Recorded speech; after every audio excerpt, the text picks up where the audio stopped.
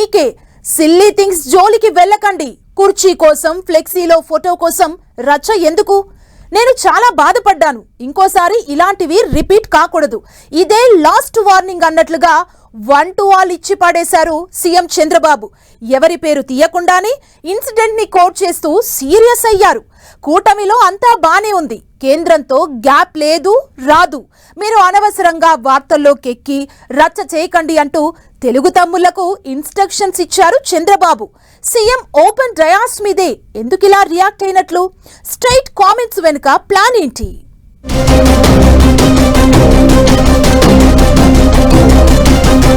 Once again అందరికీ ఇచ్చి పడేసిన చంద్రబాబు. టీడీపీ నేతలు ఎమ్మెల్యేల కాంట్రవర్సీలపై సీరియస్. పార్టీ ప్రభుత్వానికి చెడ్డ పేరు తీసుకురావద్దంటూ వార్నింగ్. ఫ్లెక్సీల్లో ఫోటోలు, కుర్చీల కోసం గొడవలేంటి అంటూ ఆగ్రహం. ఇంటి పంచాయతీ, సొంత పార్టీ నేతల రచ్చపై సీఎం చంద్రబాబు ఈసారి ఇంకా ఓపెన్ అయిపోయారు. ఏకంగా పార్టీ కొత్త కార్యవర్గం సభ్యుల ప్రమాణ స్వీకారంలో 1 to all అన్నట్లుగా అందరికీ ఇచ్చి పడేశారు.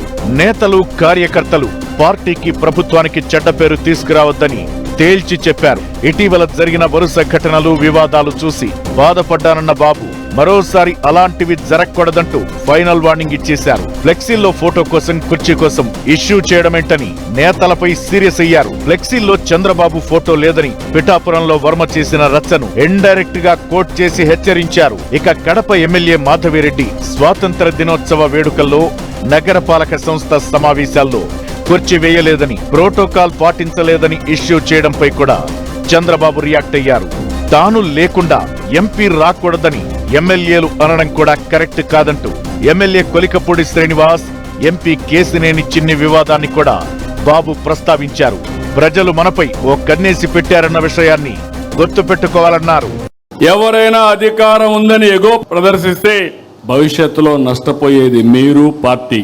అందుకనే మళ్ళీ కోరుతున్నా, చిన్నపాటి కలహాలు కూడా రాకూడదు. ఫ్లెక్సీల దగ్గర, ఫోటోల దగ్గర, కుర్చీల దగ్గర. నేను I'm very clear on that.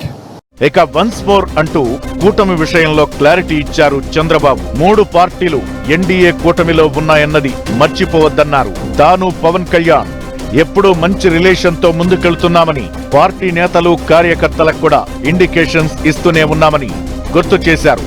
తాను ఒక యజ్ఞం చేస్తుంటే అవతలి వారు రాక్షసుల్లా భంగం చెయ్యాలనుకుంటున్నారన్న బాబు, సొంత పార్టీ నేతలు కూడా సరిగ్గా ప్రవర్తించకపోతే ఇంకా నష్టం జరుగుతుందని చెప్పుకొచ్చారు. బీజేపీని కలుపుకుని వెళ్లాలని ప్రత్యేకంగా చెప్పారు.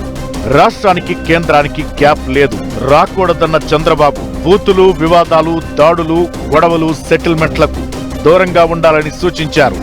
అధికారం ఉందని ఈగోలకు పోతే నష్టపోతారని హెచ్చరించారు. ప్రధాని కార్యాలయంలో సెక్యూరిటీ తన పని తాను చేస్తాడు, ఇలాంటి వాటి కోసం గొడవ పడొద్దు అంటూ ఇటీవల వివాదాలకు కారణమైన నేతలకు చంద్రబాబు వార్నింగ్ ఇచ్చారు. కీలక పదవుల్లో ఉన్నవారు తప్పు చేస్తే మీడియాలో హెడ్డింగులు వస్తాయి.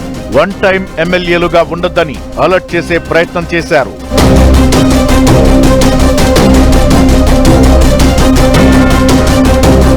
చంద్రబాబు నేతలను హెచ్చరించడం వెనుక చాలా అర్థం ఉందన్న టాక్ వినిపిస్తోంది. కూటమి ప్రభుత్వంపై ప్రజల్లో వ్యతిరేకత లేకున్నా అక్కడక్కడ ఎమ్మెల్యేల పనితీరు, కూటమి పార్టీల నేతల మధ్య ఉన్న గ్యాప్స్ కాస్త ప్రతికూల అంశాలుగా ఉన్నాయట. అవి ప్రత్యర్థులకు మేలు చేస్తాయన్న భావనతోనే ఓపెన్ డయాస్ మీద సొంత పార్టీ నేతల కాంట్రవర్సీలకు చంద్రబాబు కౌంటర్ ఇచ్చేశారని అంటున్నారు. ఎన్నిసార్లు చెప్పినా ఎప్పుడూ ఎవరో ఒకరు ఏదో ఒక ఇష్యూతో వార్తల్లోకి ఎక్కడం, టీడీపీ పెద్దలకు తలనొప్పులు తెచ్చిపెట్టడం కామన్ అయిపోయింది. అందుకే పార్టీ కార్యవర్గ సమావేశంలోనే నేతల పేర్లు ప్రస్తావించకుండానే ఇటీవల వివాదాలకు కారణమైన వారికి హెచ్చరికలు జారీ చేశారన్న చర్చ జరుగుతోంది.